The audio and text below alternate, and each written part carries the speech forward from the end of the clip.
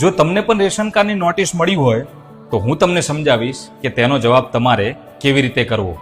જી હા મિત્રો, અત્યારે ઘણા રેશન કાર્ડ ધારકોને એક નોટિસ મળી રહી છે જેમાં લખ્યું છે કે તમારી ખેતીની જમીન જે છે એ 2.47 એકર કરતાં વધારે છે તો તમારું NFSA કાર્ડ નોન NFSA કેમ ન કરવું.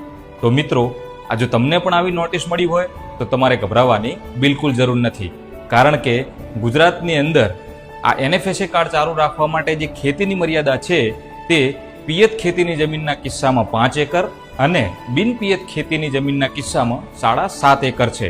માટે તમારા પરિવારની જે જમીન છે તે આ મર્યાદા કરતાં ઓછી હોય તો તમારે ફક્ત એક કોરા કાગળની અંદર એક જવાબ લખવાનો છે, જેમાં ઉપર તમારું નામ લખશો, પછી પ્રતિ મામદાર સાહેબ, વિષયમાં લખશો નોટિસનો જવાબ કરવા બાબત, અને નીચે લખશો કે મહેરબાન મામદાર સાહેબ, આપ સાહેબની આ તારીખની નોટિસ અમને મળી છે, અમારો રેશન કાર્ડ નંબર આ છે, તેમાં કુલ આટલા સભ્યો છીએ અને અમારા તમામની મળીને ખેતીની જે જમીન છે તે પિયત હોય તો 5 એકર કરતાં ઓછી છે અને બિનપિયત હોય તો 7.5 એકર કરતાં ઓછી છે.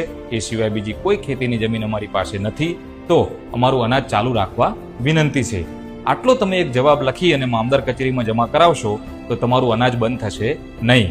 અને હા, જો ખરેખર તમારી ખેતીની જમીન નિયત કરેલ મર્યાદા કરતાં વધારે હોય તો સ્વૈચ્છિક રીતે અનાજ બંધ કરાવી લેશો, કારણ કે ખોટી માહિતી આપીને સરકારી યોજનાનો લાભ લેવો તે તો ગુનો જ છે, પણ માનવતાની દ્રષ્ટિએ પણ ખોટું છે.